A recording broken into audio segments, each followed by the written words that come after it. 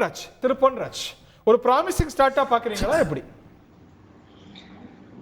முதலில் தமிழக வெற்றி கழகத்தினுடைய தலைவர் திரு விஜய் அவர்கள் கொடியை ஏற்றி வைத்து பாடலை வெளியிட்டு இன்றைக்கு களத்திற்கு வந்திருக்கிறார். அவரை முதலில் வரவேற்கிறேன், வாழ்த்துகிறேன். இந்த சூழல்ல இன்றைக்கு இப்படிப்பட்ட விவாதங்கள் வருவது இயற்கை தான்.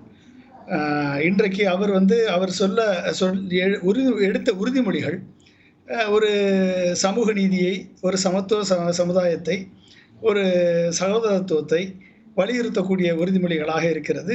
விடுதலை போராட்ட வீரர்களை, இந்தி மொழி போராட்ட வீரர்களை வாழ்த்துவதாக இருக்கிறது. ஒரு அரசியல் கட்சி இன்றைக்கு அவர் கொடியிலும் சரி, கலரிலும் சரி, அனைத்திலும் சரி அவர் திராவிட சித்தாந்தத்தை எதிரொலிக்கிறார், பொது உடைமை சித்தாந்தத்தை எதிரொலிக்கிறார், மற்றும் தமிழ் தேசிய சித்தாந்தத்தையும் எதிரொலிக்கிறார்.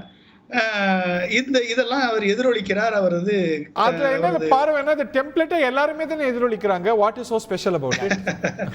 இல்ல, அது எல்லாரும் தான் எதிரொலிக்கிறாங்க. இவர் அந்த ஒட்டுமொத்த மக்களுக்கான அதிகாரம், மக்களுக்கான ஒரு ஜனநாயக வழிமுறையில ஒரு சமூக நீதியை மேம்படுத்த வேண்டும், சகோதரத்துவத்தை உருவாக்க வேண்டும், பிறப்புக்கும் எல்லா உயிர்க்கும் என்ற தத்துவத்தை முன்னெடுத்து இவர் கொண்டு வருகிறார்.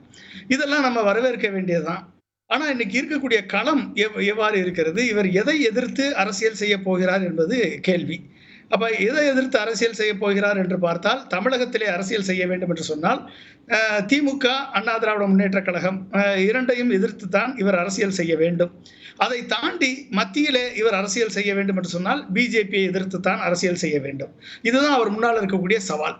இப்ப திமுக, அண்ணா திராவிட முன்னேற்ற கழகம், இந்த ரெண்டு கட்சிகளும், திராவிட கட்சிகளும் தமிழகத்தை இன்றைக்கு பல்வேறு ஹியூமன் டெவலப்மெண்ட் இண்டெக்ஸ்ல இருந்து, வெல்ஃபேர் ஸ்கீம்ஸ்ல இருந்து, சமூக நல திட்டங்களை செயல்படுத்துவதிலிருந்து, சமூக நீதியில் செயல்படுத்துவதிலிருந்து பல்வேறு திட்டங்கள்ல இன்றைக்கு முன்னணியில இந்த இரண்டு திராவிட கட்சிகளும் தமிழகத்தை முன்னணியில் எடுத்து சென்றிருக்கிறார்கள். இதில் எந்த விதமான கருத்து வேறுபாடும் ரூம் ஃபார் இம்ப்ரூவ்மெண்ட் இல்ல, இல்ல ரூம் ஃபார் இம்ப்ரூவ்மெண்ட் வெல்ஃபேர் திட்டத்தை நீங்க திமுக கொடுத்த வெல்ஃபேர் திட்டத்தை விட, அண்ணா திராவிட முன்னேற்ற கழகம் கொடுத்த வெல்ஃபேர் திட்டத்தை விட நீங்க பெரிய வெல்ஃபேர் திட்டத்தை கொடுத்து கஜானாவை மீண்டும் காலி பண்ண வேண்டிய அவசியம் இல்ல. இதுக்கு மேல கொடுத்தீங்க அப்படின்னா இன்னைக்கு இருக்கக்கூடிய சேலஞ்ச் என்ன அட்ரஸ் பண்ண போறாரு விஜய்? அதான் இங்க கொஸ்டின். அப்ப எதற்காக விஜய்க்கு தமிழக மக்கள் வாக்களிக்க வேண்டும்? எதற்காக விஜய்க்கு இளைஞர்கள் வாக்களிக்க வேண்டும்? எதற்காக விஜய்க்கு இளம் பெண்கள் வாக்களிக்க வேண்டும்? இன்றைக்கு அவர் ஒரு ரசிகர்கள் பேச வச்சு கிட்டத்தட்ட 40 லட்சம் பேர் உறுப்பினராக சேர்ந்திருக்கிறார்கள் என்று அவர்கள் சொல்கிறார்கள். அப்ப அந்த 40 லட்சம் பேர் உறுப்பினராக சேர்ந்தது காரணமாக, விஜயனுடைய அந்த செலிபிரிட்டி ஸ்டேட்டஸின் காரணமாக இன்றைக்கு அவர் மீது ஒரு எதிர்பார்ப்பு ஏற்பட்டிருக்கிறது. இதை எதற்காக அரசியல்ல இன்றைய தேவைக்கு அவருக்கு எதற்காக வாக்களிக்க வேண்டும்? அந்த சேலஞ்சை எப்படி அட்ரஸ் பண்ண போறாரு? இவரது இன்றைக்கு கொள்கை மாநாட்டில் தான் அனௌன்ஸ் பண்ண போறாங்க. இவருடைய திட்டங்கள், கொள்கைகள் மாநாட்டில் வரும். அது வந்த பிறகு தெரியும். இப்ப என்னன்றதை கோடிட்டு காண்பிக்கிறார். அவர் ஏன் தேவை, அவரோட அரசியலுக்கான, அவர் அரசியல் வருகைக்கான நீட் என்னங்கிறது இது வரைக்கும் ஜஸ்டிஃபை பண்ணலங்கிறீங்க. இல்ல, ஜஸ்டிஃபை பண்ணல. அந்த ஜஸ்டிபிகேஷன் நான் என்னன்றதை நான் சொல்றேன். என்ன ஜஸ்டிபிகேஷன்? மக்கள் எதற்காக திமுகவுக்கு தாவேகாவுக்கு வாக்களிக்க வேண்டும்? எதற்காக விஜய்க்கு வாக்களிக்க வேண்டும்? திராவிட முன்னேற்ற கழகம் இன்றைக்கு 2 கோடி பேரை தனது சமூக நல திட்டங்களால் ரீச் அவுட் பண்ணிருக்கு. அதே மாதிரி அண்ணா திராவிட முன்னேற்ற கழகம் கிட்டத்தட்ட 2 கோடி பேருக்கு தன் சமூக நல திட்டங்களால் ரீச் அவுட் பண்ணிருக்காங்க. இன்றைக்கு இருக்கக்கூடிய சேலஞ்ச் என்ன? இன்றைக்கு இருக்கக்கூடிய சேலஞ்ச் ஒரு கலெக்டிவ் ஆன்டி இன்கம்பன்சி இந்த ரெண்டு இயக்கங்கள் மேல வந்திருக்கும்னு நினைக்கலையா? ஒரு சலிப்பு, ஒரு நீண்ட கால இயக்கத்தின் மேல வரத்துக்கான ஒரு இயல்பு, ஒரு ஒரு மாற்று வரும்போது, அதுவும் ஒரு எஃபெக்டிவான மாற்று வரும்போது மக்கள் எக்ஸ்ப்ளோர் பண்ண மாட்டாங்களா? கிட்டத்தட்ட 50 ஆண்டு காலத்துல திமுகவும் அதிமுகவும் மாற்றி தான் ஆட்சி செய்து கொண்டிருக்கிறார்கள். ஆன்டி இன்கம்பன்சி இவர்கள் 2 பேருக்கும் இடையிலே வந்து கொண்டுதான் இருக்கிறது. அதுல எந்த விதமான மாற்று கருத்தும் இல்ல.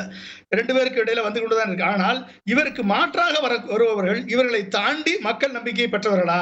இவர்களை தாண்டி மக்களை உண்மையிலேயே எம்ஜிஆரை போல, ஜெயலலிதாவை போல, கலைஞரை போல நேசித்தவர்களா? மக்களது பல்ச உணர்ந்தவர்களா? மக்களது பிரச்சனைகளை புரிந்தவர்களா? மக்களுக்கு இவரை நம்பி வாக்களித்தால் இவரால் நமக்கு நன்மை கிடைக்கும், இவரால் நமக்கு பாதுகாப்பு கிடைக்கும், இவரால் நமக்கு வேலை வாய்ப்பு கிடைக்கும், இவரால் நமக்கு அரசியல் நீதி கிடைக்கும், பொருளாதார நீதி கிடைக்கும், சமூக நீதி, மேம்படுத்தப்பட்ட சமூக நீதி கிடைக்கும்னு உறுதி செய்யக்கூடிய நிலையில் இன்றைக்கு விஜய் இருக்கிறாரா? அதுக்கான முகாந்திரம் இல்ல, அதுக்கான முகாந்திரம் இருக்கு. அந்த முகாந்திரத்தை இந்த முகாந்திரம் விஜய்க்கு ஓபன் சேலஞ்சா இருக்கு. இந்த சேலஞ்ச அவர் எப்படி ஆப்பர்ச்சுனிட்டியா மாத்த போறாருன்றது அவருடைய கையில் இருக்கு. அவருடைய கொள்கை வரைவதிலே இருக்கு, அவருடைய திறமையில இருக்கு. அப்ப எப்படி இவர் திமுக இப்ப எங்க இருந்து எடுக்க போறாங்க? இல்ல ஒரு நிமிஷம் சொல்லி முடிச்சுக்கிறேன் ஹரி. அதாவது இவரது வாக்கு இன்னைக்கு 2 கோடி வாக்கை பெற்று திமுக முன்னணியில் இருக்கிறது. 1 கோடி வாக்கை பெற்று அதிமுக 2ஆம் இடத்தில் இருக்கிறது. 70 லட்சம் வாக்கை பெற்று பிஜேபி அடுத்த இடத்தில் இருக்கிறது. 40 லட்சம் வாக்கை பெற்று நாம் தமிழர் அடுத்த இடத்தில் இருக்கிறது. அப்ப இந்த வாக்கு 4 கோடி வாக்குல இவர் எப்படி கிட்டத்தட்ட 1.5 கோடி வாக்குகளை எப்படி எங்கிருந்து பெற போகிறார்? அப்ப அவர்களை கவர்வதற்கு இவர் செய்யக்கூடிய செயல் திட்டம் என்ன? இன்றைக்கு இவருக்கு இருக்கக்கூடிய ஓபன் ஃபீல்டு எங்க இருந்து எடுக்க முடியும் அப்படின்னா, இவர் எடுக்க வேண்டிய இடம் அண்ணா திராவிட முன்னேற்ற கழகத்துல எடுக்க முடியும். இவர் எடுக்க வேண்டிய இடம் பிஜேபியில எடுக்க முடியும். இவர் எடுக்க வேண்டிய இடம் நாம் தமிழர்ல எடுக்க முடியும். இவர் ஃபேன் பேஸை தாண்டி திமுகவுல எந்த அளவிற்கு ஒரு சில வெறுப்பு மக்கள் அதிருப்தியின் காரணமாக பொதுமக்களது வாக்குல 1% வாக்க இவர் எடுக்க முடியும். இது எல்லாம் சேர்ந்து 1.5 கோடி வந்தால் மட்டுமே விஜய் ஒரு மாற்றத்தை ஏற்படுத்த முடியும். அப்ப அதற்காக மக்களை இவர் எப்படி சென்றடைகிறார், இவர் கொள்கை எப்படி சென்றடைய போகிறது, இவர் பின்னால் இருப்பவர்கள் யார், இவரோடு சேர்ந்து இருப்பவர்கள் யார் என்பதெல்லாம் சேர்ந்துதான் மக்கள் ஒரு முடிவெடுப்பார்கள். இது வெறும் சினிமாவல்ல, இது விஜய் படம் ரிலீஸ் அல்ல, இது ரஜினி படம் ரிலீஸ் அல்ல, இது அரசியல். இந்த அரசியல்ல அதற்கேற்ற அரசியல் முடிவை எடுத்தால் மட்டுமே வெற்றி விஜய்க்கு கிடைக்கும். சவாலான பாதை காத்திருக்கு அப்படிங்கிறீங்க. நிறைய கேள்விகள் உங்களை நோக்கியும் இருக்கு. அவர் நீங்க இயக்குனருங்கிற அடிப்படையில் ஒரு சினிமாத்தனமா இருக்கு அப்படிங்கிற விமர்சனம். இதை தாண்டி ஒரு ஹீரோ வர்ஷிப் பார்ட்டி ஆயிடுது. திரு நம்பிராஜன் இந்த பகுதியை ஆரம்பிக்கணும்னு நினைக்கிறேன். திரு எம்ஜிஆர் நம்பி, இது ஒரு ஹீரோ வர்ஷிப் பார்ட்டியா இருக்கு, இது ஒரு சினிமாத்தனமான ஈவெண்டா இருந்தது. ஒரு ஈவெண்ட்ல இருந்து இன்னொரு ஈவெண்ட்டுக்கு நகருது, அதற்குள்ள நாட்டு பிரச்சனைகள்லாம் பொறுக்கும். இதுதான் விமர்சனம். முதல்ல தந்தி டிவி நேயர்களுக்கும் நிகழ்ச்சியை நடத்தி கொண்டிருக்கிற அரியவர்களுக்கும் பங்கு பெற்றிருக்கும் அத்தனை நண்பர்களுக்கும் எனது வணக்கத்தை தெரிவித்துக் கொள்கிறேன். எங்கள் வீட்டு பிள்ளை விஜய் என்று தனது கட்சியின் கொடியை அறிமுகப்படுத்தியிருக்கிறார். இரட்டை போர் முரசு யானைகளுக்கு இடையில் ஒரு வாகை மலர் பொறித்த ஒரு கொடியை சொல்றாங்க. இது ஆப்பிரிக்க யானையா? நான் விசாரித்த வரையில் அது வாகை மலர் தான். எனக்கு அக்ரிகல்ச்சர்ல நிறைய பேர் இருக்காங்க, அவங்கள நான் கேட்டேன். அது ஆப்பிரிக்க யானை தானே, இந்திய யானை இல்ல? எது சார்? இந்த ரெண்டு நிக்கிறது ஆப்பிரிக்க யானை தானே? அதாவது யானைகளுக்கு நடுவில் வச்சிருக்கிறாரு. எந்த ஊர் யானை யானை தானே, அதுக்கு வேற பேர் சொல்ல போறதில்லை. நடுவில் வாகை மலர் வச்சு ஏற்றிருக்கிறாரு. அவர் வெற்றி வாகை சூட எனது வாழ்த்துக்கள் முதலில். அப்புறம் நம்ம சுமன் சார் சொன்னார், அதில் எனக்கு அவங்க ஓட்டு எடுப்பாங்க இவங்க ஓட்டு எடுப்பாங்கன்னு சொல்கிறதுல உடன்பாடு இல்லை. இவருடைய திட்டங்கள் கொள்கைகள் எப்படி இருக்குன்னு பார்த்து தான் மக்கள் வந்து தானே சார் ஆகணும் ஓட்டு. என்ன சார் எங்கேருந்தாவது வந்து தானே? இல்லை, அதை விட இது முக்கியம். அதாவது உண்மையான திமுக காரன் அண்ணா திமுக காரன் ஓட்டெல்லாம் வராது, கண்டிப்பாக வராது. அதாவது இப்போ எப்படின்னா சைலண்ட் மெஜாரிட்டின்னு ஒன்று இருக்குது சார். அது எப்போவுமே கிட்டத்தட்ட நீங்கள் ஓட்டு பெர்சன்டேஜ் எவ்வளோ வருது? 70% இல்லை 68% வருது. மிச்சம் இருக்கிற அந்த 30% ஓட்டு போடாமல் இருக்காங்கல்ல, அவங்க ஓட்டு நீங்கள் மக்களுக்கு உண்டான நல்ல கொள்கைகளையும் திட்டங்களையும் சொன்னால் 100% வரும், சந்தேகமே இல்லை. ஏன்னா இப்போ சொல்கிறவங்கள சொல்கிறதுல எங்கடா செய்கிறாங்க, அந்த சொல்கிறதுக்கு ஒரு உத்தரவாதம். எந்த கட்சியோட கொள்கையில சார் பிரச்சனை? எல்லாரும் நாட்டு மக்களுக்கு நல்லது பண்ணுறாங்க, நல்லதுன்னு சொல்கிறாங்க சார், அங்கே செய்கிறாங்களா? அதுக்கு நீங்கள் ஏதாவது ஒரு கொள்கையா பிரச்சனை? இப்போ கண்டிப்பா சார், கொள்கையும் பிரச்சனை, திட்டங்களும் பிரச்சனை. நீங்க என்ன சொல்ல போறீங்க?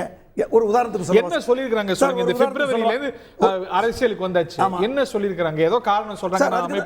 ஆமா சார், அது தெரிய வேண்டாமா? அரசியல் கட்சியை பதிவு பண்ணதுக்கு அப்புறம் இல்ல, அவர் தெளிவா சொன்னாரு. அரசியல் கட்சி பதிவு பண்ணணும்ன்றத அந்த தம்பி சொன்னார் ஜெகதீஸ்வரன். இன்னொன்னு என்னன்னா, பர்சனலாவே விஜய் விஷயங்கள் எனக்கு ஓரளவு தெரியும். இன்னொரு விஷயம் என்னன்னு சொன்னா, அவர் இந்த படத்தை முடிச்சுட்டு தான் வருவேன்னு சொன்னார். அது வரைக்கும் நாட்டு பிரச்சனை காத்திருக்காது இல்ல சார்? கோட்டுக்காக நாட்டு பிரச்சனை காத்திருக்கும். அது காத்திருக்காது சார், அது எந்த நேரத்தில் வர முடியும். உரிமைகள் என்ன, உங்க செயல்பாடு என்ன, நீங்க ஒரு சீரியஸ். இன்னொரு விஷயம் சொல்றேன். யாரும் புதுசா வரும்போது ஏற்கனவே ஆளுங்கட்சியில் இருக்கிறவங்க அவங்களை கொஞ்சம் அங்கங்க கொஞ்சம் உரசி பார்த்தாச்சு. அப்படியா? ஆமா, அது இது பேச்சில் தெரியுதுல்ல. நம்ம காரை செல்வராஜ் பேசுறதுலையும் சரி, அவங்க பேசுறதுலையும் சரி, அந்த இது கொஞ்சம் பொறி வெடிக்குது இல்ல, எந்த கட்சியை மீன் பண்ணுறாங்கன்னு சொல்லி இல்லையா? ஆனால் நான் என்ன சொல்கிறேன், அந்த திட்டங்களும் கொள்கைகளும் சரியாக. ஒரு உதாரணத்துக்கு ஒன்று சொல்கிறேன் சார். இன்றைக்கி இந்தியா முழுவதும் முதலமைச்சர் தேசிய கொடி ஏற்றணும்னு சொல்லி ஏற்பாடு பண்ணது திரு கலைஞர் அவர்கள். அதில் எந்த விதமான சந்தேகம் இல்லை. நான் என்ன சொல்கிறேன், முதலமைச்சருக்கு மட்டும்தான் ஓட்டு போடுறாங்களா? ஒரு ஆளுங்கட்சி எதிர்கட்சிக்கு டிஃபரன்ஸே உங்களுக்கு 3 இல்லை 4% இருக்குது. இப்போ கூட 4% சொல்கிறதா இருக்குது. நான் என்ன சொல்கிறேன், இப்படி கொள்கைகள் உதாரணத்துக்கு ஒரு கொள்கையை சொல்கிறேன் சார். முதலமைச்சர் கொடியேற்றும் போது பிரதான எதிர்க்கட்சியினுடைய தலைவரும் ஒரு கை கொடுத்து கொடியேற்றணும், அத்தனை எம்எல்ஏக்களும் வரணும், அது எங்க கொள்கைன்னு சொல்லி பாருங்க. நாட்டு மக்கள் வரவேற்பான் சார். செய்திகளை உடனுக்குடன் தெரிந்து கொள்ள உடனே சப்ஸ்கிரைப் பண்ணுங்க.